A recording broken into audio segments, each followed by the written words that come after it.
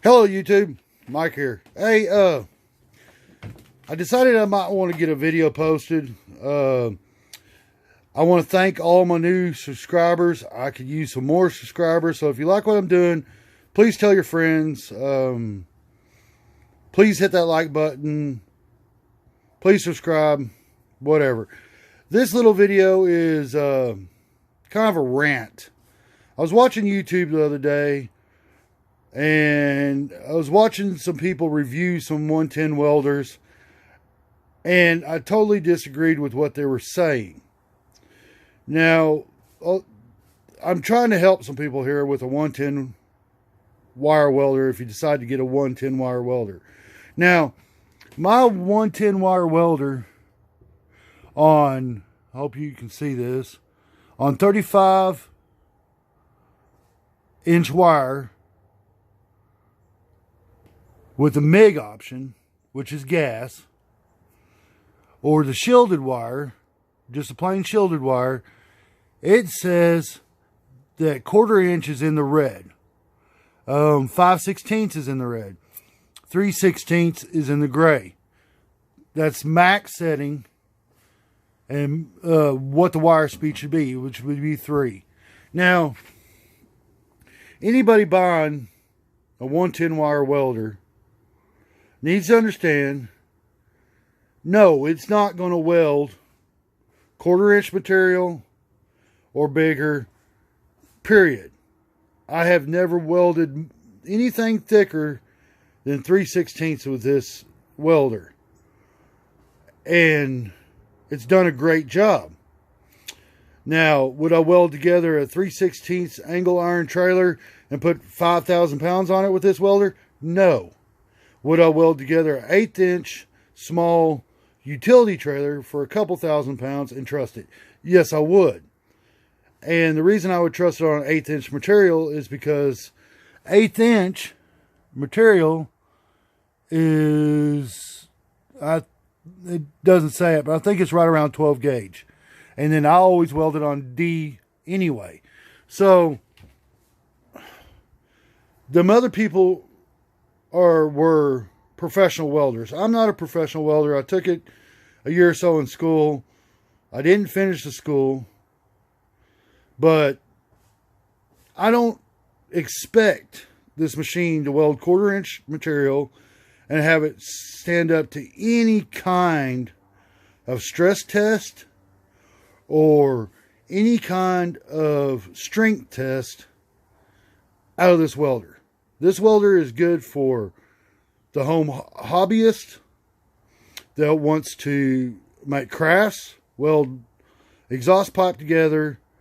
I've done a bunch of welding on 14 gauge with this welder and to build some furniture, and I've never had an issue with a weld coming apart or even cracking.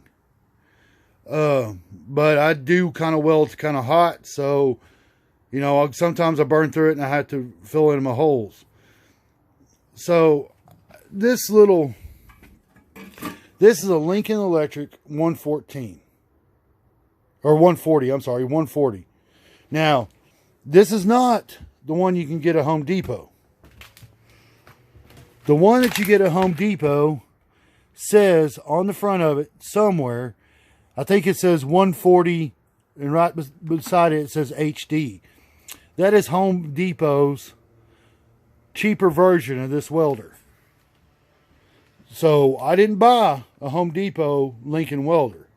I bought a 140 without the HD. You do not want the HD on the welder because that's Home Depot's cheaper version they can put out. And kind of the moral of my story on this welder is, I mean, people on YouTube are just saying, well, it won't do this, it won't do that, da-da-da-da-da. Well, you bought a 110 welder. You're not going to be welding 1/2 inch plate together. You're not going to be welding 1/4 inch plate together. This is just a small little welder that's compact that you can take with you to do repairs on mowing decks. It'll weld 1/8 inch angle iron all day long, and it'd be strong enough that I would build a trailer with this welder out of 1/8 inch angle iron I would weld the spring brackets, everything on with this welder. I would put 2,000 pounds on that trailer and I would drag it down the road and not worry a bit. Anything thicker than that? Yes, I would. But so I guess the moral of my story is here, or my rant, is if you buy a 110 welder, you can't expect it to weld the thicker material. You can't expect it to act like a 220 machine, which I do want a 220 machine, but I love this little Lincoln. It does everything that I need to do in my home shop, and I've never had to worry about it. It has welded this entire frame for this building, which is all 1/8" material, together, and it's survived one 90-mile-per-hour windstorm. It survived several 40 and 50-mile-per-hour windstorms, and it's as solid as it's going to be until it gets siding on it. And you can see the welds. It penetrated. So it's, like I said, it's just kind of a little rant. People that were reviewing some of those 110 welders was complaining that it wasn't performing like the 220. It's never going to perform like your 220 welder. But if you have small little hobbies, like right here, this is 1/8" material, it's going to weld that just fine. It's going to perform and do what you want it to do. And